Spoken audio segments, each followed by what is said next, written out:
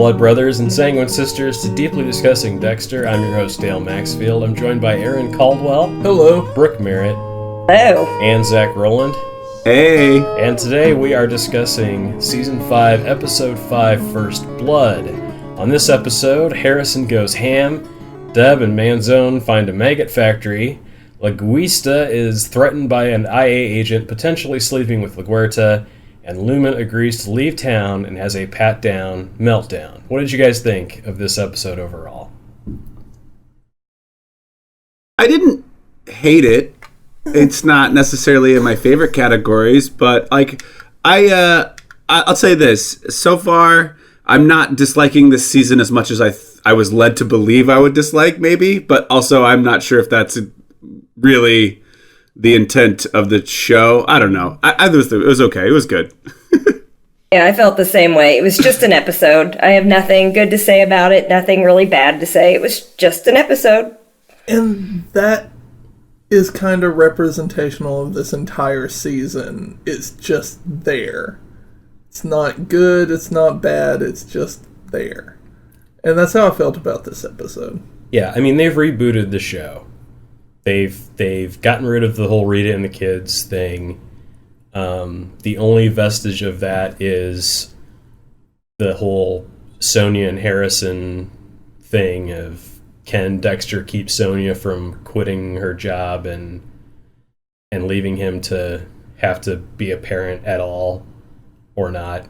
Because we get the impression that Dexter doesn't really do anything with Harrison except go to Mommy and Me or whatever the hell that is. But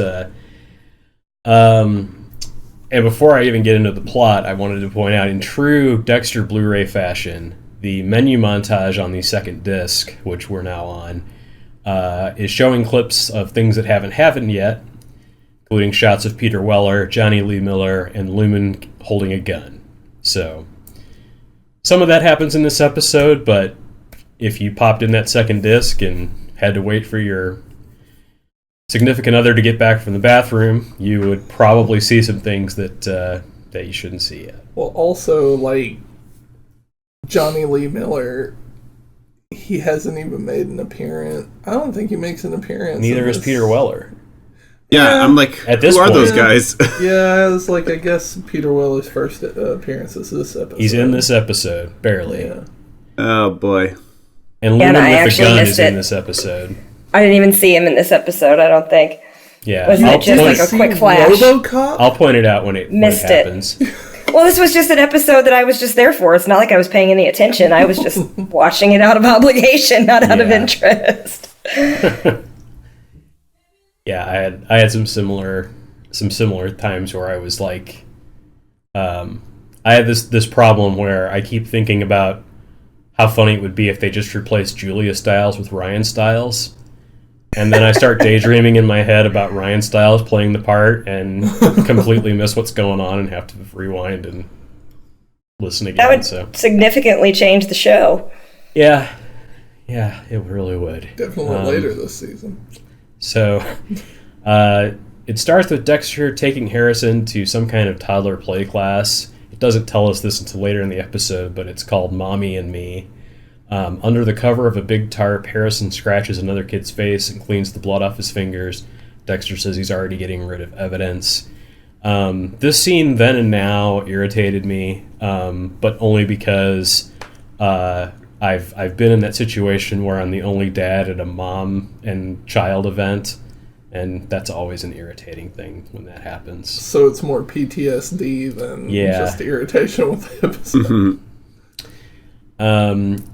Dexter meets with Lumen. He reiterates that she should go home, and she reiterates that she can't go after what happened to her.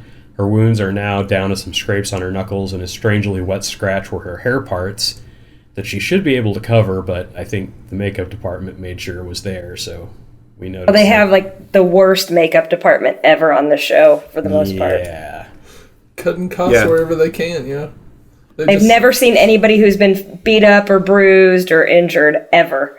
They just took her to Sephora and was like, put some makeup on. Yeah, also Lumen has the same thing that Wolverine has, where she heals faster than most people. So Well, time doesn't exist in Dexter. That's true. It's been either one day since Rita was killed or like 6 years, depending on which character you're talking to. Honestly, because then I saw Harrison and I was like, oh, they must have shot this later on when he was older, but then they still presumed he was younger because he still looks like he's way too old for the age he's supposed to be. It's so dumb. And he makes the mark too. I think at some point, I don't know if it's in this episode, but I do remember him stating specifically 10 months, and you're like, bullshit. Yeah. Times 2. It's a thyroid issue, man. Come on. What is Deb feeding? Whatever Deb's not eating, Harrison's eating. Well, Rita was such a big girl, so that's why Harrison's so large.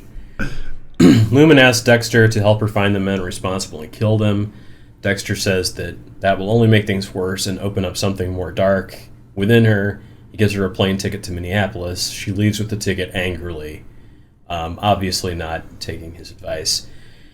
Deb is getting ready to go, but Quinn could take that ass back to bed. Deb seems to want to argue, but Quinn points out his time off was a use it or lose it ultimatum from LaGuerta. Deb and Angel run into the mother of the kid that got his throat sliced open in front of Deb. Angel translates for Deb, who asks the kid questions. They get a drawing of a small tattoo the kid remembers from Fuentes' hand. Deb checks in with Dexter about Mommy and Me. Dexter asks who she stayed with last night, but she won't tell him. They agree not to have lunch together. That's just me just summarizing a lot of lines that just kind of go nowhere. Yeah. High school BS Angel asked Deb, as a female, if she would ever go for the IA guy who is back in LaGuerta's office again. She'd rather put out a campfire with her face. Deb and Angel visit the sudden tattoo haver / expert Masuka, who has a naked lady riding a dragon tattooed on his back that disappears into his leopard print bikini bottoms. He sends them to his body artist. I mean, this is my favorite part of the whole episode. Maybe the part where I blacked out. This is definitely the part where you blacked out. Everything after this is gone. I remember nothing. My notes just say pause for Brooke. For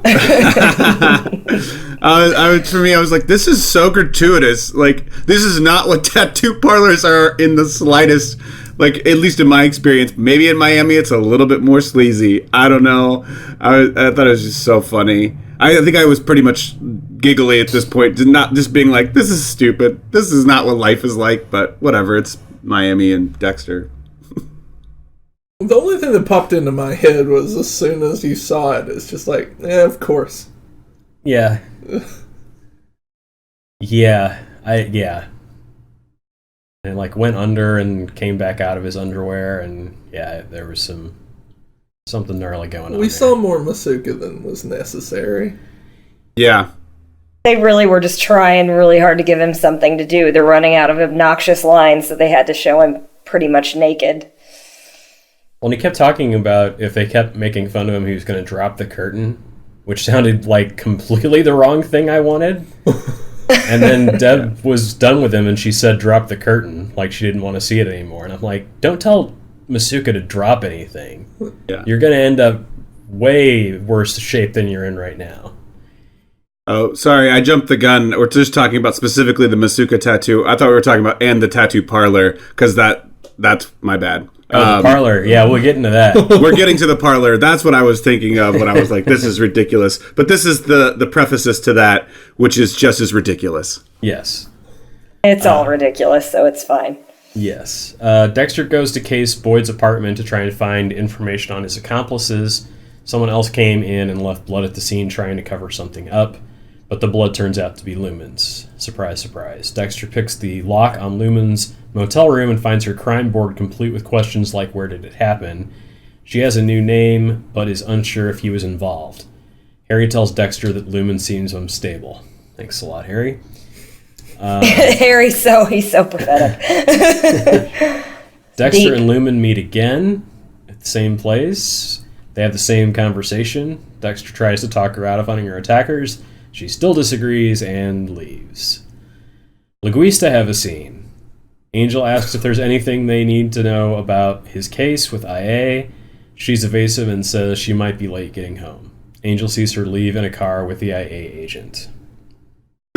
this is the best detective work that Angel's done at all, I think. I mean, really, it's just like, oh, I'm on the case to find out if my wife is sucking this guy off. Well, to be fair, he was in that IA agent's car before she was, way back in season 1.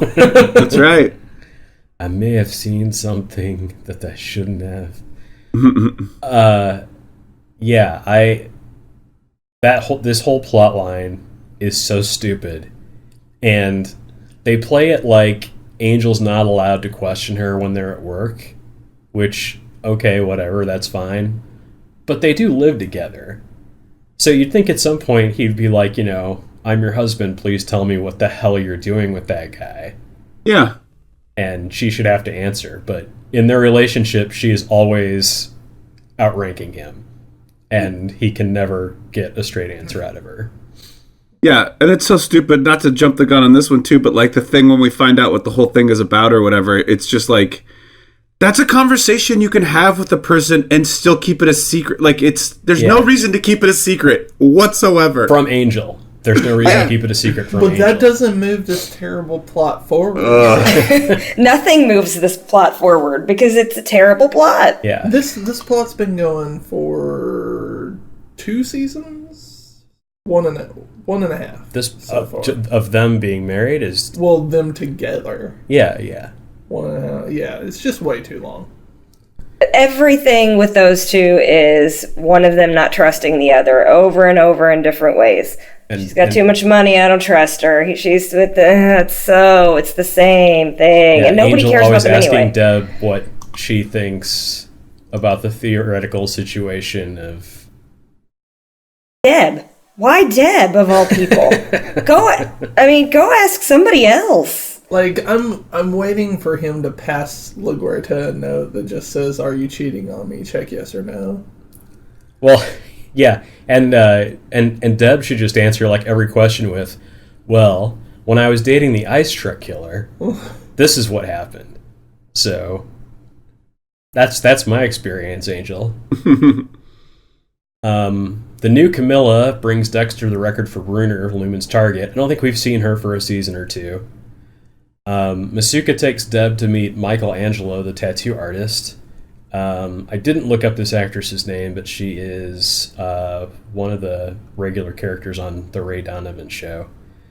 All they learn is that the tattoo is an eye, sort of like the Illuminati symbol, which, right.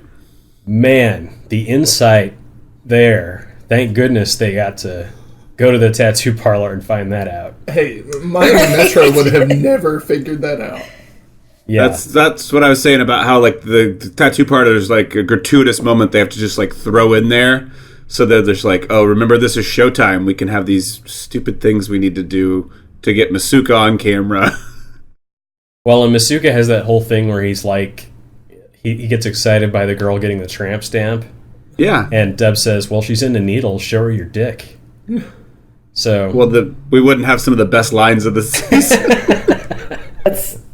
That's all that was there for, a good setup. I'm pretty sure that's what I had for my best line. Spoiler alert, me too. The uniformed Latina Manzone, who's still on the show, calls Deb with an update. She has 8 people that look freaked out while withdrawing the maximum from ATMs like they're victims. The woman getting the tramp stamp keeps making eye contact with the camera while Deb's on the phone, which is absolutely hysterical. It's like this is where strippers come to get their tramp stamps, I guess. I don't know. Or maybe it's a combo place where like it's one in, one out. It's just a rotation of strip club tattoo. Yeah. So that is like the tattoo parlor thing. There's just like a line of people getting very unfortunate things done, and then that one woman, like, they show her in that scene where Deb tells Masuka to show her his needle dick, but then she's on the phone and that girl's in the background, and she just keeps keeps squirming like in the scene. She keeps like turning around, and every time her head comes anywhere near facing the camera, she locks eye contact with it and then goes back around again. Once the final time you see her, she's looking into the camera and they cut away. So, yeah, gotta love a distracting background actor. It's beautiful. Dexter goes to the pedo/sex offender bridge to look for Lumen's target. Hey, this is a thing, apparently, in Miami. There's only one bridge where pedophiles and sex offenders can live without being too close to schools and children. So Miami's a really small, limited area. There's not a lot there. Well, at least they know where they all are. It makes it easy. Oh, we got another rape happening. Okay, just go to the bridge. You know he's there. And it's kind of nice down there. It's like kind of got a carnival market atmosphere to it. So there's like guys with tents and TVs, and they're just hanging out down there. Yeah, for a second I thought they'd switched over to The Walking Dead. And I was like, did they? Yeah. It was like, oh, this is very much Walking Dead feel, where this is where a camp would live of people who are still alive, but they're all just the worst people in the show. Well, Zach, you had that friend that was talking about, like, you know, did we point out inconsistencies in the show, like mountains in the background of shots that are supposedly in Miami. The way that you know that this show isn't in Miami all the time is that anytime they're outside, not a single person is sweating. Mm-hmm. I think the only person in the show that ever sweat is Dokes, and that is not how Miami works. You sweat all the time. Yeah. So everyone looks real cool and comfortable pretty much when they're outside, and it's like, nah. They look a lot like they're in Southern California and not in Southern Florida. So yeah. Within a few minutes, the guy that Dexter's looking for is found, and he tells Dexter within a few minutes of meeting him that he was running a train on a blonde, and Dexter M99's him. Harry tells Dexter to think about what he's doing, and Dexter finds an ankle bracelet. He couldn't have been the one. I mean, like, that seems like a good way to make friends. It's like, so we were running a train on this chick, right? Yeah. Hey, just lead with that. I'm also really into Dexter putting on, like, he's like the master of disguise. Like, he'll put on like a hat and he'll lower his voice and he'll be like, yeah, fucking chicks, right? And you're like, and you're just like, it's so bad. It's I mean, nothing will ever beat Miguel and his Unabomber disguise, but like, it's almost getting to that point where it's like he's taking notes from Miguel. He says, this co-ed and I had a disagreement about the meaning of the word consent. Right. I blacked out for that, too. I missed the only good part of the whole episode. Oh, man, How Dexter. do you not know about the pedo bridge?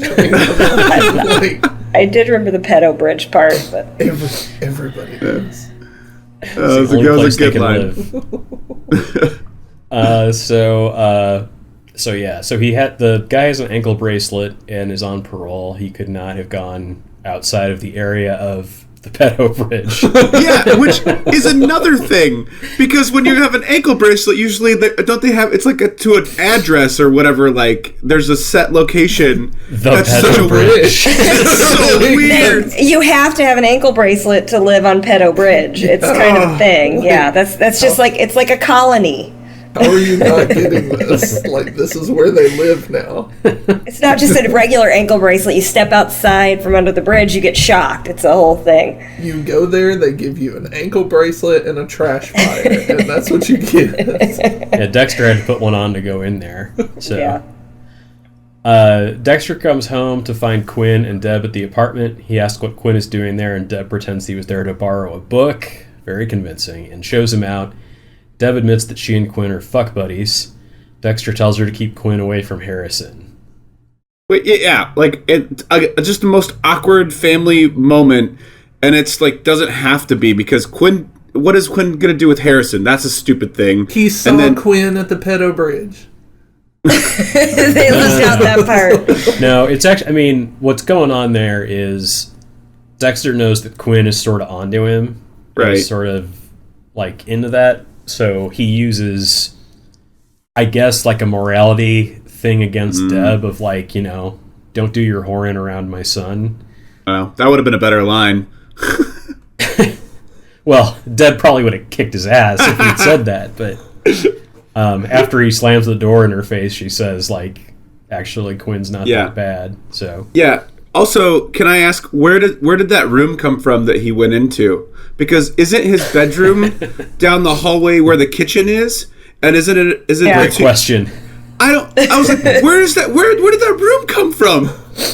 Great question. It was so weird. We've never seen that side of the living room before. At least I can't remember. And then all of a sudden, there's another room there, and I don't know what's happening. And no one's ever slept in there. Like, they specifically told us where everyone was sleeping when, like, 8 people were living in that house. And that room was never mentioned. Was in that room. That's true. It's so funny. Maybe it's another door to the bathroom. I don't know. It's a prepared kill room when the kids were all there, and then he's kind of revamped it, I guess. That's why the kids couldn't go in. Oh, man. So, more Laguista. LaGuerta gets home to a simmering Angel. She goes to the shower before eating Angel's cold dinner. Angel checks her BlackBerry. She has a text from the IA guy about a time and hotel to meet tomorrow. Shown again in the glorious new Dexter phone font of as large as possible. Yeah, that was even worse than, Rita calling. It went next level bad with that one. Lumen goes to Pedo Bridge disguised with a hoodie. She finds the guy pretty quickly, too. She takes cover behind a concrete block, aims a gun at the guy. Dexter finds her and stops her just in time. Dexter convinces her that the man was on an ankle bracelet on parole and couldn't leave the area. She almost killed the wrong man. Dexter again tells her to go home, and she agrees to go home. Deb and Manzone go looking through Manzone's list of names. They found a very rotten dead couple crawling with flies and maggots. I really amped up the gore on this one. I was very proud. I was very impressed by that, although I was eating lunch when I was watching this, and I was eating rice, so that ended that real quick. A little bit of a Lost Boys experience there. Yep. Yeah, it's like... looked a lot like the maggots, just saying. There's so much protein. I think it's we've had a lot of the same directors and like writers go on to other shows like The Walking Dead. So I think that the gore team must have gone on too, and this is where they got their start, but they just got better with Walking Dead. So yeah, good for them. I mean, if you put money into something, it tends to work out better. And I think they're doing more. I think they've definitely turned on the gore when they need to in more recent seasons. But like, yeah, the same problem happens in The Walking Dead, where like some seasons there's gore, and some seasons there's like a bunch of zombies that just look like guys in jackets and just walking around. So yeah. Angel arrives at a hotel where LaGuerta's appointment with the IA guy is. He sees them in a room and busts in. Turns out they are running a sting. Peter Weller is briefly seen in another room handcuffed. He and Angel do not see one another. LaGuerta did the sting for IA to clear Angel's bar fight. Big surprise. Angel wonders why she didn't just tell him. She wonders why he didn't just trust her. I can think of many reasons he wouldn't trust her. At the crime scene, Dexter thinks that this was the first kill. The beheadings weren't clean, and these bodies have been around for a really long time. Dexter finds a poster for a nightclub with an eye symbol. Or Deb finds a poster for a nightclub with an eye symbol. It wasn't a tattoo, it was a hand stamp. There is a horrible... But it wasn't a tramp stamp. Yeah, she just sees it on some girl walking past. Jimmy, stop! It wasn't a tattoo. It was a butt. They're just following girls' butts until they get to the nightclub. That's how Masuka figured it out. Yeah. He just followed that girl, the one from the tattoo parlor that kept looking in the camera. Hey, but Batista solved the ice truck killer with a hooker's fake arm. So, what are you going to do? Great things happen on this show. One of them is not the quality of the stock footage of the Miami airport that they show to establish where Lumen and Dexter are. But Dexter drops Lumen off at the airport. She says she's the only one she says he's the only one she can ever tell about what's happened. He says she has his number if he ever wants to call him. Lumen is asked to do a security pat down and has a panic attack while being patted down, but the scene ends ambiguously, so we don't see whether she makes it through security or not. Zeb calls to check in with Quinn. Quinn turns out to be having drinks with Peter Weller. They're both angry at LaGuerta. Peter Weller delivers about 8 insane metaphors before taking an assignment from Quinn to look into Dexter. I didn't write any of them down, but they were like, she's like a snake in the grass up your ass. Like, it's just all this ridiculous. He even does the fuck with the bull and you get the horns. Yeah. Classic. So Quinn gets him to start looking into Dexter. Dexter tells off the mean mommies at Mommy and Me, "There's nothing wrong with my son." Then Harrison viciously scratches him. Lumen gets into a cab. The driver says, "Welcome, Miami," and no Will Smith song plays. That was the end of the episode. I feel like that's a missed opportunity. That should have been how they did the ending credits. It should have just been "Welcome to Miami," but that would have cost them like at least $1,200. So instead, they probably played Aster's birthday party. No, they just played the blood theme like they always do. So that was it. This one was directed by Romeo Tyrone, who is a long-running director on the show. Directs through season 6. It was written by Tim Schlattman, who wrote for many, many episodes as well. What is your best line of the episode? He's into needles. Why don't you show her your dick? Of course. I didn't even need to ask that. Yep. Unanimous. Pretty much. I agree. Yeah. How about the worst line of the episode? Conversely, tramp stamp, I think I'm in love. Yeah, me too. Wow, same scene, huh? Same. Like, those were back to back, I think. Yeah. So, tramp stamps are Masuka bait? Like, that's just all kinds of wrong. I don't like the tramp stamp in general. Like, even the fact that it's named that, it should be a clue as to what a bad idea that is. It's not. Don't do that. Mm-hmm. And the Chicky Hines memorial performance of the episode. Ooh.